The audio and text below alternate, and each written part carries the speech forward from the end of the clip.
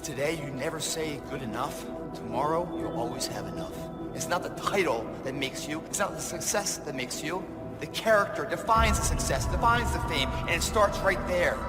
Championships aren't won in the theater of the arena. They're won in the thousands of hours in the training room, in the labs, in the 5 a.m. runs, when it's raining, when everyone else is sleeping. That's when it's won. It's how you look at something. If your name's attached to it, that you do it right, the best of your ability every single time. The heart of a champion is a light switch that's always on. It doesn't go on and off if someone's watching. It's constant. How you hold yourself in the small things of life. Build the character winning blocks of the things that we're remembered for. Isn't it funny how you can find yourself in a state that you're really not supposed to be in? Maybe you're not in a physical cemetery, but you're in a spiritual cemetery. You're just in a dead place. Let me talk to you a minute, because I know you all have never been in a dead place. But I know what it is to be in a dead place. I know what it is to get up and get dressed and put on my clothes and drive to work and nobody know that I'm living in a dead place. I know what it is to paint a smile on my face just because I know you're looking at me and you expect me to smile and keep to myself the secret that right now I am living in a dead place. When you find yourself living in a dead place, you are so excommunicated from everybody around you that it's hard for people to reach you when you're living in a dead place. See, I say if you look at your life, and if you're not getting what you want, you owe it to yourself to do something differently. 85%, they say, of Americans go to jobs that they're unhappy.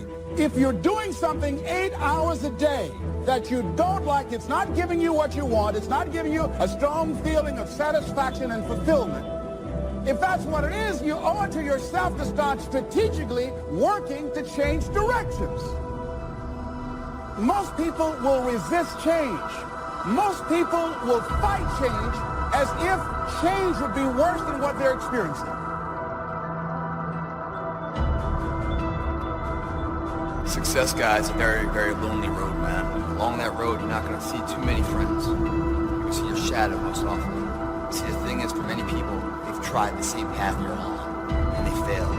As you walk this journey, you're going to see carcasses all over the place of people that didn't quite have it.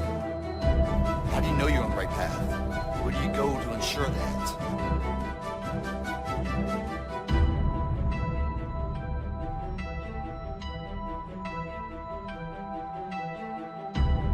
I'm wondering if there's any brothers in here who have broken restraints, gone over the limit. People told you this is as far as you're supposed to go, but you find yourself going beyond the limit. People who love you try to tell you you're going too far, but you won't listen because you're a grown man. You can do what you want to do whenever you want to do it and go wherever you want to go. Have you ever seen independence get somebody in trouble? Too much freedom can be a dangerous thing. It's a good thing to have some discipline in your life, to set some boundaries and say, I don't go past this point. Taking responsibility for whatever happens to you. Knowing that you have consciously made the decisions that are now affecting you. Knowing that what is happening now, today, is the direct result of your activity, what you did yesterday. Self-reliance is basically counting on yourself. Now, being self-reliant doesn't mean you can't work with others or trust others. Self-reliance means counting on yourself, trusting yourself, being confident with yourself, being responsible to yourself, trusting your own instincts. We all have people that come against us, make negative comments. Human nature is to get in there and try to straighten them out, prove to them how they're wrong. We think we have to defend ourselves. After all, that's our reputation. But the problem with this approach is as soon as you get one person straightened out, 3 more will pop up. There will always be somebody that's against you, somebody that's trying to make you look bad. If you're constantly trying to defend yourself, you'll get distracted fighting battles that you were never supposed to fight. It's easy to get baited into conflict, thinking, did you see what they said about me on social media? I'm going to show them who they're messing with. Do you know how much energy it takes to try to pay somebody back? You are spending emotional energy that you need for your dreams, for your goals. Here's the key. Quit worrying about the chatter, the negative comments. Those are all distractions. That's the enemy trying to bait you off course so you'll waste your time and energy involved in battles that don't matter. Success, many will love you for it. The majority will hate you. Because your success makes them feel insufficient in their current endeavor. Reminds them of where they could have done it but they came up short and how they didn't revisit it. The difference between a winner and a loser, with failure is there for some time. This is the winner gets back up, does it again, and does it again, until it goes his way. So now you're down that path and you're all alone. How do you know you're on the right path? How do you know what you're doing is in the right direction? Look at the small things of life. How do you do that? If you decide to take the initiative to change the current quality of your life, I say to you that you will find that the universe is on your side, that life is on your side. Now, would it be easy? No. Will you have some opposition? Yes. See, a lot of people won't try anything different in life because they don't want to get hurt. Let me tell you something. It's too much pain to duck. Pain is everywhere. Viktor Frankl calls it unavoidable suffering. You can't duck it. But most people spend their life not wanting to deal with the pain of rejection, the pain of being disappointed, the pain of losing, the pain of failure, the pain of not being liked, the pain. That's called life. Life is full of pain.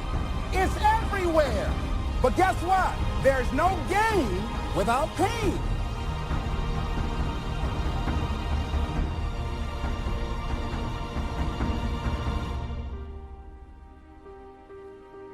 Gestalt psychologists give an example of being self-reliant. They say that you're responsible for getting caught in the rain.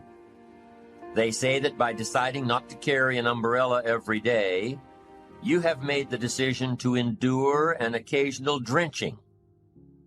Translation? By not being prepared, you make the choice of getting caught in some of life's unpleasant circumstances. Be they rain, failures, economic losses, relationship losses, professional losses, personal losses. By not being prepared, thinking ahead, it's your choice. Now here's the other side of it. By being prepared, you increase your chances of success. You increase the likelihood. By being prepared, you increase your chances of success, of seizing opportunities when they come your way, of being ready within yourself to take advantage of once-in-a-lifetime situations. Some people tend to blame others for their mistakes, blame others for their failures. Somebody says, it's not my fault the report isn't done. So-and-so didn't do their part. Of course it's your fault. It's your report too. It's your responsibility to see that everyone you delegated work to does their part. Now, you can't control what others around you do, but it's in your own best self-interest, your enlightened self-interest, that you stay on top of things, especially if it's going to affect your future. You think your boss cares that John didn't do his part? You think he sees John as the bad guy? Of course not. All he sees is that the report isn't done, bottom line. Be responsible for the things that affect you. You can make sure you're more responsible by checking in with those people who are working with you, the people who make up your team.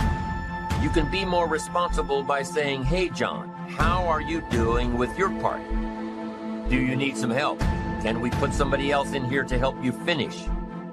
Now, if John consistently doesn't handle his part, you've got to replace John. If he isn't doing his share, you've got to find somebody that will. Or what? It will negatively affect you. You can't wake up in the morning that the project is due hoping and wishing that John has done his part. No, you've got to be responsible because it's going to affect your career too.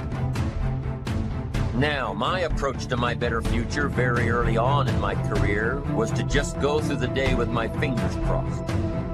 And I used to say something like, I sure hope things will change for the better. Then here's what I found out. They're not going to change. Somebody says, well then, how will my life ever change? Answer, when you change. When you change, when you get better, it'll get better. If you change, it'll all change. Don't put it on someone else. Hope that someone else will change it for you.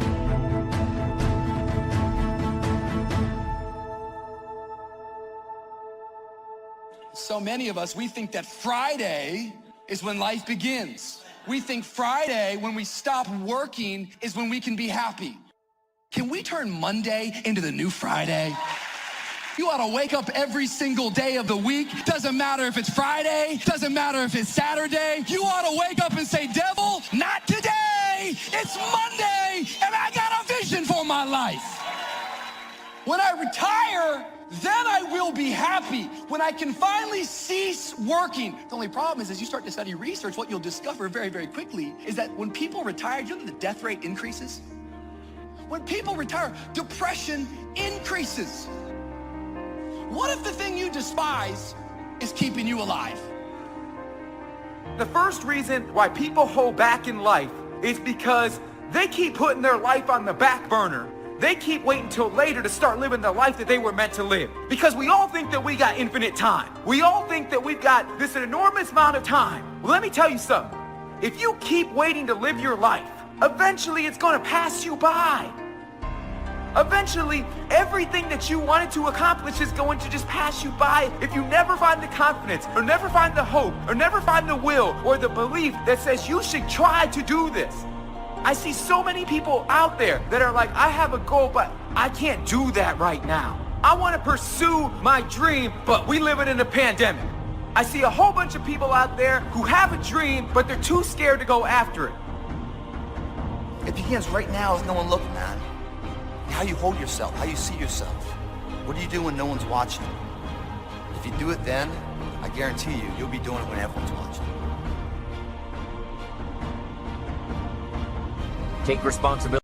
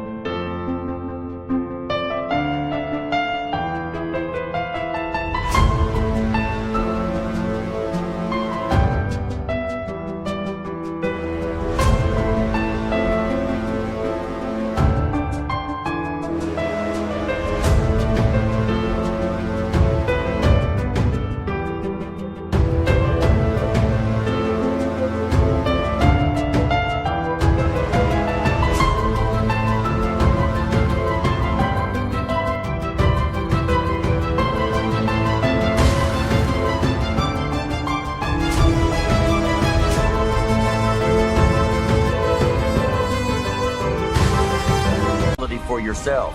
Take personal responsibility. You can't change the circumstances or the seasons or the wind, but you can change your reading habits.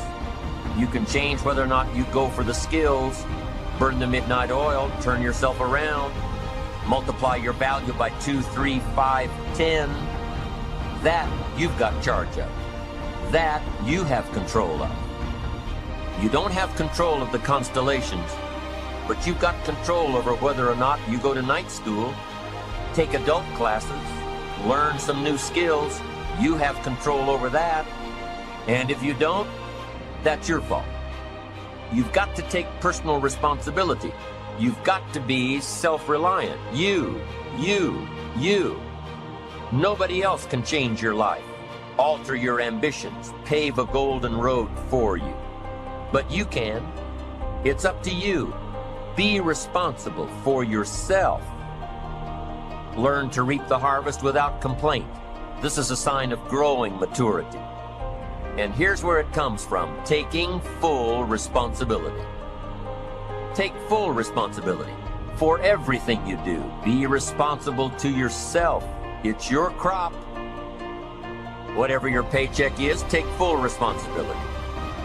You say, well, it's my employer. No, it's not your employer.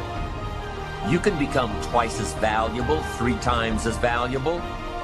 Burn the midnight oil, learn some more skills, bring more value to the marketplace. I'm telling you, whatever your harvest is, take it without complaint. Take it without blaming others. Self-preparation leads to control over your life. We discussed this in the last session. Whenever you prepare correctly, taking all of the steps you're supposed to take, doing everything in your power to stay on track, whenever your preparations lead to success, achieving your goals, you reinforce the disciplines that got you there.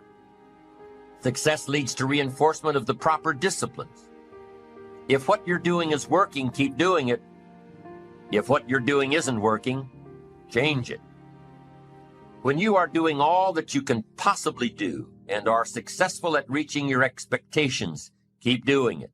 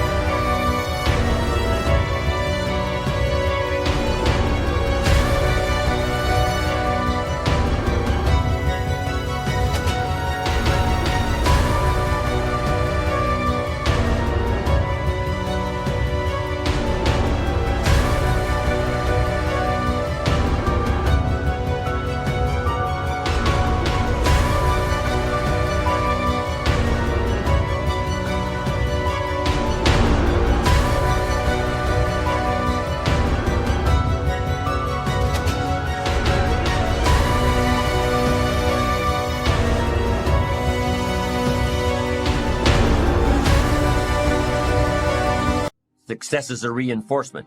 Psychologists call this positive reinforcement. We all know about positive reinforcement.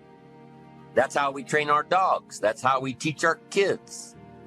That's how the trainers at SeaWorld can get a killer whale to do tricks and follow commands and work side by side with humans. by positive reinforcement. When you bring a brand new puppy home and try to teach him not to mess in the house, what do? You reward him for going outside or scratching at the door. When you're trying to get your toddler out of the diaper stage, what do? You reward her with special presents, make her feel special for learning something new. When you're trying to get your older kids to crack the books and study, what do? You reward them when they get good grades. You teach them that the skills they are developing now will have great positive effects on their lives later. But you reward them now. This is positive reinforcement. Learning that there are rewards for doing something good, something worthwhile, something of value. The greater the value, the greater the reward. The better you do, the better your reward. The greater the value, the greater the reward. A bigger paycheck, a better house, financial freedom. It's all a reward system. Now, there are two major benefits of positive reinforcement. Number one, positive reinforcement builds good habits. If what you are doing, the habits you've gotten into, are building your ambition and increasing your success, keep doing them. Your success is reaffirming that these habits are good. Your success tells you that you need to keep doing what you are doing. By reviewing these habits that bring on success, you reinforce them, give them sticking power. Now here's the other side. By reviewing your habits, what you do every day, by reviewing your habits, you may find out that some of them are inhibiting your success. You may find out that what you're doing every day is bad for you. Or you may realize that you've gotten out of some very good habits. Somebody says, well, I've just gotten out of the habit of taking my daily walk around the block. Well, I guess you'll just have to get in the habit of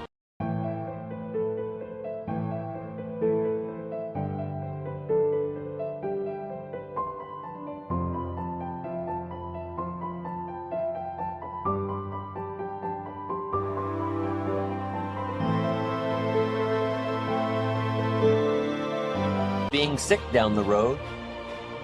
Somebody says, well, I used to read the books all the time. I've just gotten out of the habit. Then change it. Go back into your disciplines. If you've just gotten out of the habit, just get back into the habit. It's called discipline. If it doesn't work, don't do it any longer. You can keep your fingers crossed if you want to and hope that it'll all straighten out. You can wish for the wind not to blow quite as severely, to change in your favor, but we call that naive at best. If the habits that you've gotten into aren't serving you, change them. You can't keep doing this any longer. Don't wish for a better wind. The key is to wish for the wisdom to set a better sail. Utilize whatever wind that blows to take you where you want to go. That is the philosophy I picked up at age 25, and it revolutionized my whole life. And here's what I found. I found it was easy. I became a millionaire when I was 31, and I found it was easy. Now here's my definition of easy. It was something I could do. I figure if it's something you can do, it's easy. But here's a little parenthesis. I worked hard at it. I made sure my disciplines were in line. I made sure my habits were good. I made sure I did all that I could. I found something that I could do, but I worked hard at it. I got up early, stayed up late, and worked hard from age 25 to 31. But what I did was easy, meaning it was something I could do. Well, you say, Mr. Rohn, if it was so easy, how come during those 6 years, all those other people around you didn't get rich? Here's why. It's easy not to. How else would you describe it? That's it. It's easy to keep doing the things that don't work. It's easy to keep bad habits. It's easy not to develop the disciplines. It's easy not to. So how come I got rich and they didn't? Here's a philosophical phrase. The things that are easy to do are also easy not to do. That's the difference between success and failure, between daydreams and ambitions. Here's the key formula.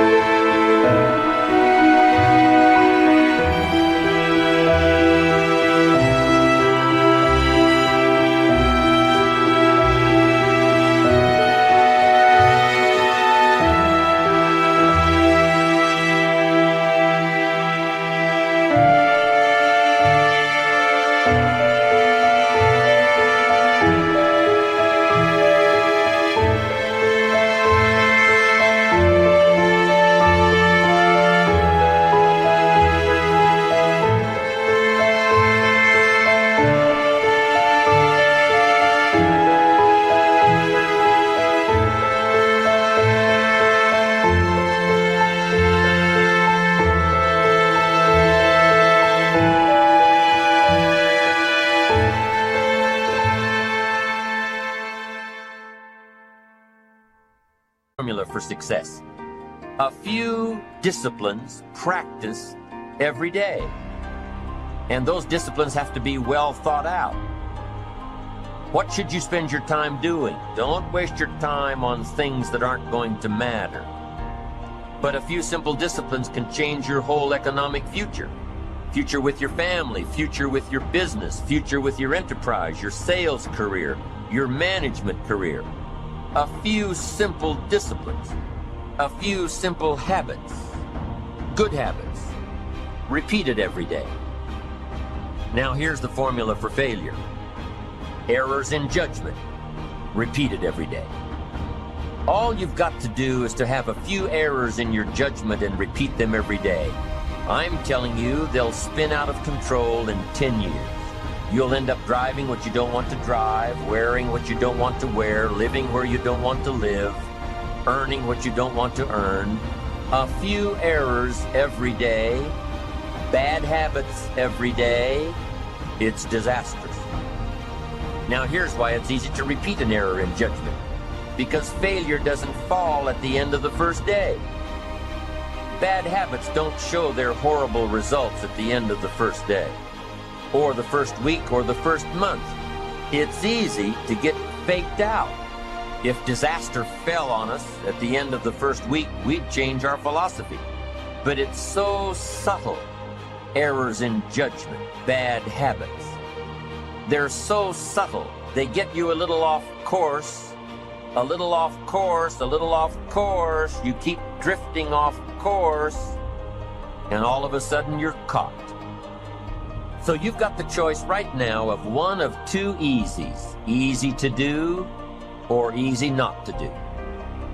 I can give you in one sentence how I got rich by the time I was 31. I did not neglect to do the easy things I could do for 6 years. I did not neglect. That's the key. I found something easy I could do that led to fortune, and I did not neglect to do it. The major reason for not having more of what you want in America, more health, more money, more power, more influence, more everything. Step 1, wake up early, gonna rise with the sun. Step 2, get some food in you. Step 3, think real hard about what you wanna be. Step 4, everybody just do your thing. Wake up, today's gonna be a good day. Wake up, today's gonna be a good day. Wake up, today's gonna be a good day. Wake up, today's gonna be a good day. Wake up, today's gonna be a good day. Wake up, today's gonna be a good day. Wake up, today's gonna be a good day. Wake up, today's gonna be a good day. Yo, Set your affirmations, aspirations. I got shit to do, the aftermath of preparation. Good food, good mood, blood in circulation. One step at a time, yeah, that's how you make it. Set a goal you control and the steps you take them. I try to pick one thought, have some concentration. And if I make a mistake, it's called education. I try to do this every day, call it replication. Wake up, today's gonna be a good day. Wake up, today's gonna be a good day. Wake up, today's gonna be a good day. Wake up, today's gonna be a good day. Wake up, today's gonna be a good day. Wake up, today's gonna be a good day. Wake up, today's gonna be a good day. Wake up, today's gonna be a good day. So life ain't easy, yo, I think there's a reason though. Ups and downs, just like every different season, yo. Sometimes I'm high, other times I'm barely breathing, though. You always gotta fight and hide from the demons, yo. Negative thoughts are poison, they rot. Head full of flies, so here come the clouds. They'll never stop unless I can swap all the bad for the good in my head when I'm lost. Yeah, so I'ma fake it till I make it. Positive thoughts are overtaken, I got patience. One day at a time is how you operate a cadence. A flow, you grow, you show yourself a foundation. Stay away from all the shit that causes temptation. I know that I like to do it cause it's sensation. I live my life in my head like a narration. Don't expect greatness, do my best, man, I'll take it. Wake up, today's gonna be a good day. Wake up, today's gonna be a good day. Wake up, today's gonna be a good day. Wake up, today's gonna be a good day. Wake up, today's gonna be a good day. Wake up, today's gonna be a good day. Wake up, today's gonna be a good day. Wake up, today's gonna be a good day. Wake up, really gon' rise with the sun. Step 2, get some good, some food in you. Step 3, think real hard about what you wanna be. Step 4, everybody just do your thing. The major reason is simple neglect. Neglect. And if you don't take care of neglect, it becomes an infection, and then it becomes a disease. So if you're in the habit of not doing it, doing all it takes to get ahead, get in the habit of doing it. Doing all it takes. That's the first benefit of positive reinforcement, building good habits. Now, the second benefit of positive reinforcement is that it creates the energy to fuel additional achievement. It gives you the drive to do more, to not only keep on doing what's right, but to do more of what's right. The disciplines that will help you grow and get ahead of it all. The knowledge that what you're doing is paying off creates more energy to keep going. How easy is it to get up in the morning when you know you're not doing all that it takes? It's not very easy at all. You can just lay there awake thinking, oh, what's a few more minutes in bed? It won't matter much anyway. Wrong. It does matter. It will matter. Now, how easy is it to get up in the morning when you're pouring it on, doing the best you can, anxious to get going, make progress toward your dreams? It's a whole different story. When you're resting to renew your reserves, it's much different than resting to avoid your day. When you're psyched up and excited for your life, when you're excited for what you've planned to accomplish for the day, it's amazing. You'll wake up before the alarm clock even tries to startle you awake. Your successes fuel your ambition. Your successes give you extra energy. Your successes pave the way for more successes. It's the snowball effect. With one success, you're excited to meet another, and another, and another. And pretty soon, the disciplines that were so difficult in the beginning, the disciplines that got you going, are now part of your philosophy.